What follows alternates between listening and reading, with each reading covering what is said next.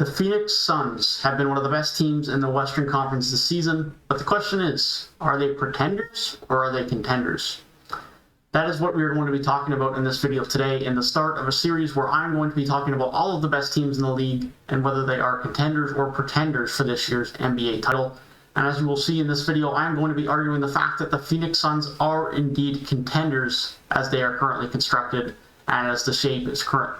The Western Conference is currently constructed with some Laker injuries and some lack of true outlandish talent that I think can win the West outside of the Lakers, and that is what we're going to be talking about today. But that being said, before we get into it, if you guys like this type of NBA content, consider subscribing.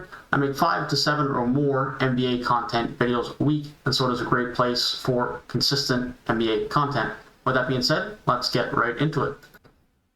So there are multiple things that I look for a roster with regards to being a contender.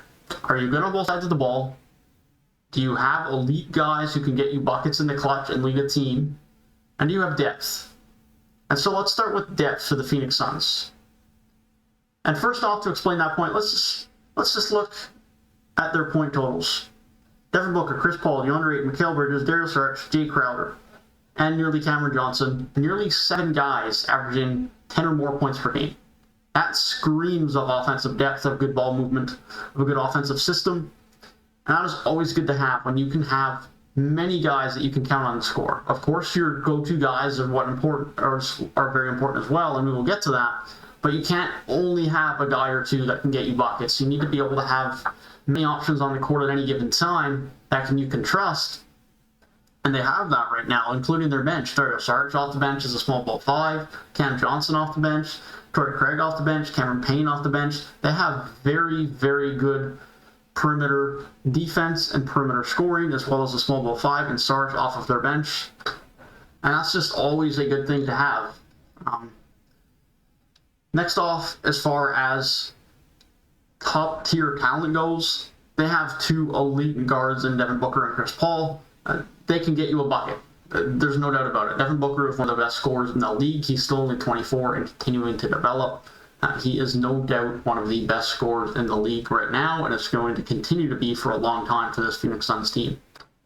Just taking a peek at his stats by the month throughout this season, of course, as most players do, he started off a little bit slow offensively, but as the season has progressed, he has just continued to develop, averaging 25.5 points per game in the month of March and 27.9 in the month of February. Very good efficiency as well, 52% from the field, 40% from deep. Bit lower from 3 on this month, but his quality has been great. His ability to play make has also been good.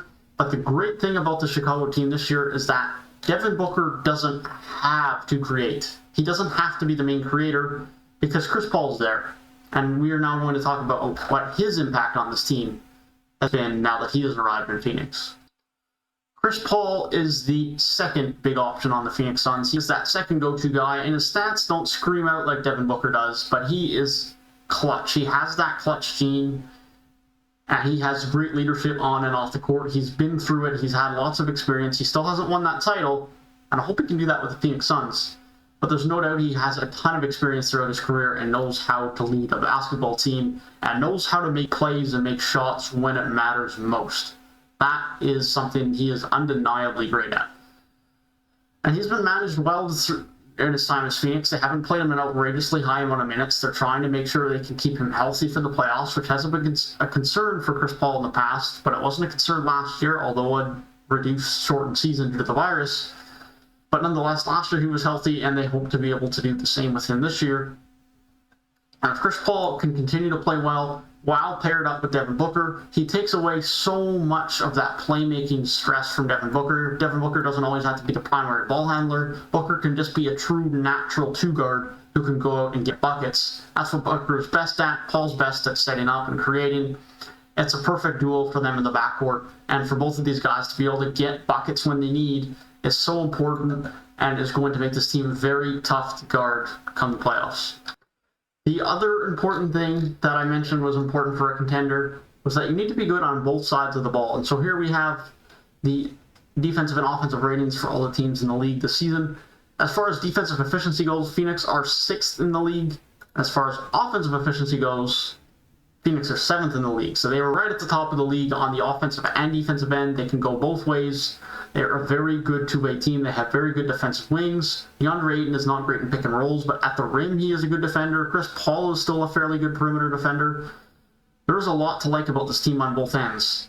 Their depth is what gives them good defense. They can rotate guys in and out and keep high energy, specifically on the wings with Cam Johnson, Jay Crowder, Mikal Bridges. That rotation of 3 guys on the wing is absolutely dynamic. Cameron Payne could come in off the bench and do a good job for you at the guard position.